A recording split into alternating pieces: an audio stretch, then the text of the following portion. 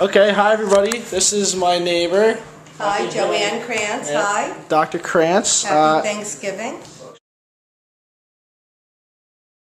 She is Jewish. I am Jewish. And today we are going to be making latkes, potato latkes. Absolutely. So honestly, I don't really know much about latkes in general. Well, and you know what? I don't know that much about the story behind them because I've just always had latkes. We traditionally make them for Hanukkah, and my family's been doing it forever. I talked to my mother, who said her mother made them for her as well. My mother's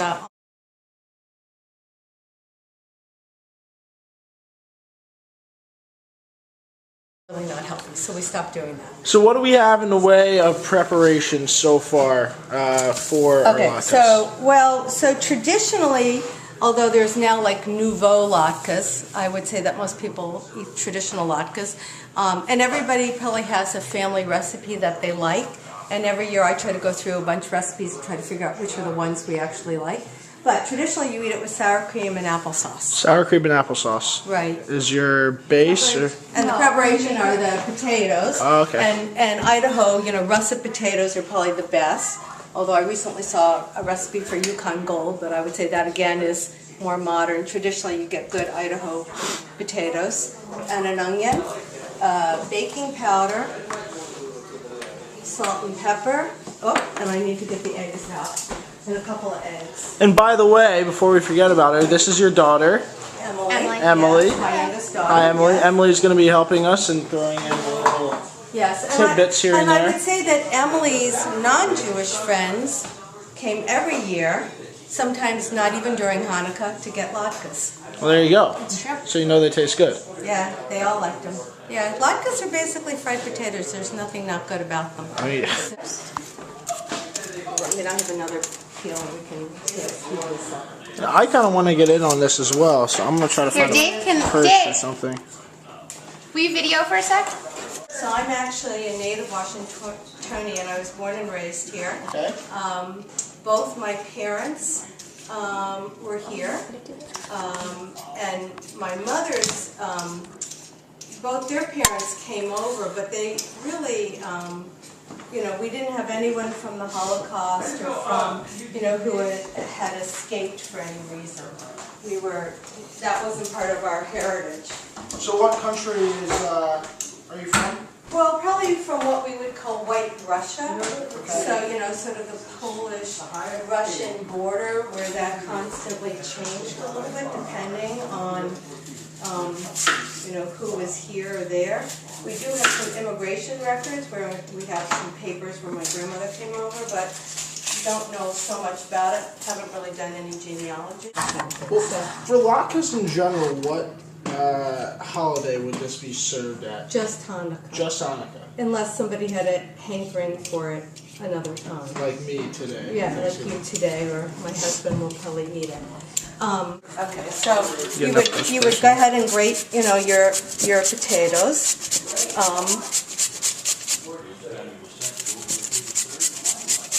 And it's sort of a smelly. You're sort of got to do it quickly because as you know, the potatoes turn black. Right. Starch, so that's always. So it's one of those things where you really can't do it in advance. We actually go to a latke and kugel party, on the Saturday after Thanksgiving every year that a family has, and they have a whole brigade of people making latkes. That sounds like fun. Yeah, it's a little bit of a starchy meal. Because it's, kugels, which is all starch. Would you consider yourself an active member of the Jewish community? I am absolutely an active member, and I give to Israeli Bonds and Jewish Federation, the Hebrew Home, Jewish Council for the Aging. So I'm on the board of the Hebrew Home. Wow. I was on the board of the Jewish Council for the Aging.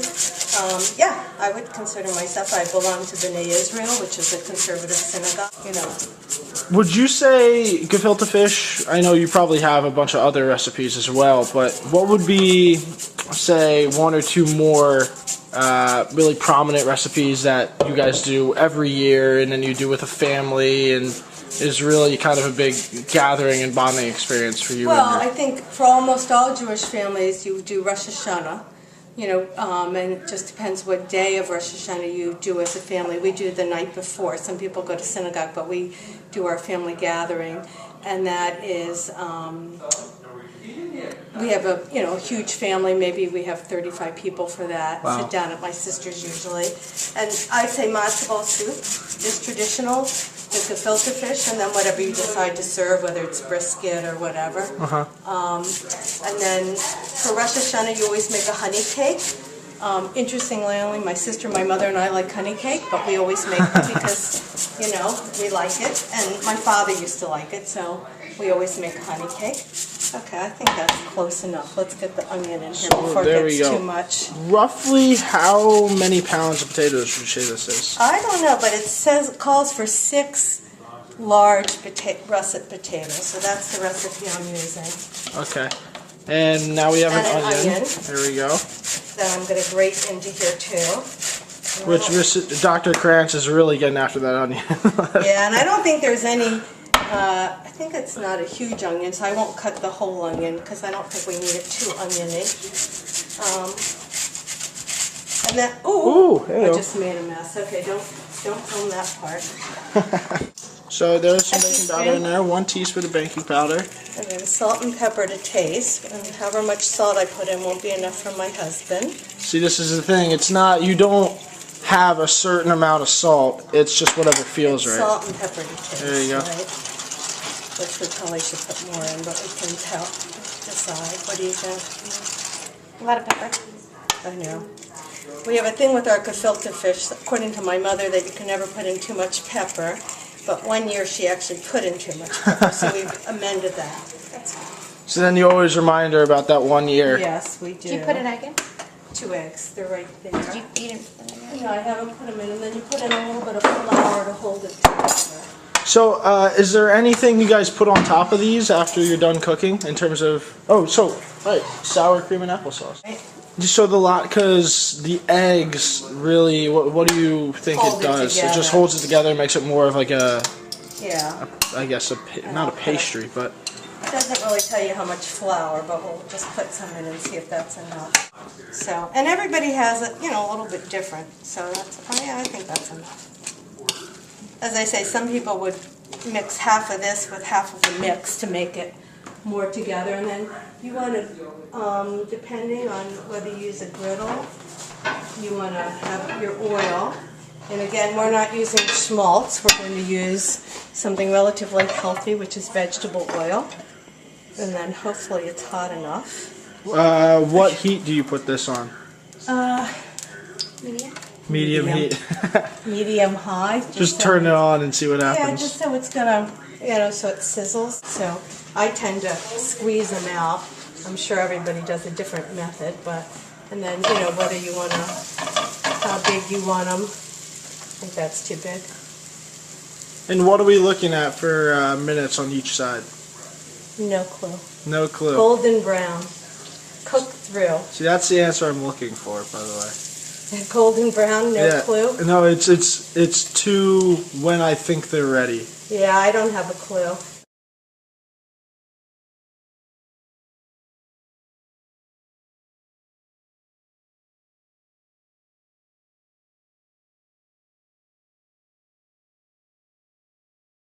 Maybe that is the idea. We'll just push these down a little bit and make sure they're done.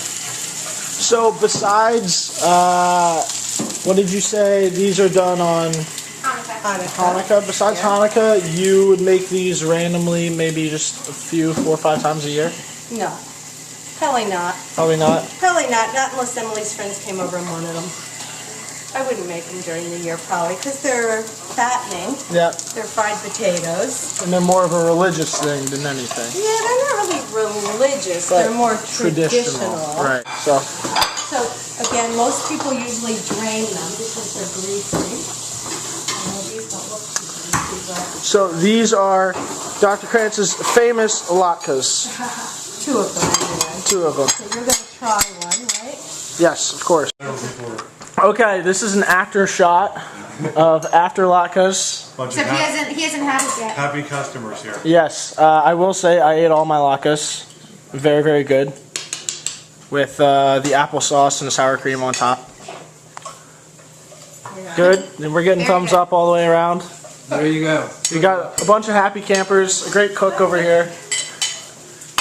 Thanksgiving. Happy Thanksgiving, Professor Merwin. Hanukkah's coming. Look at the blue there. All right, see you guys.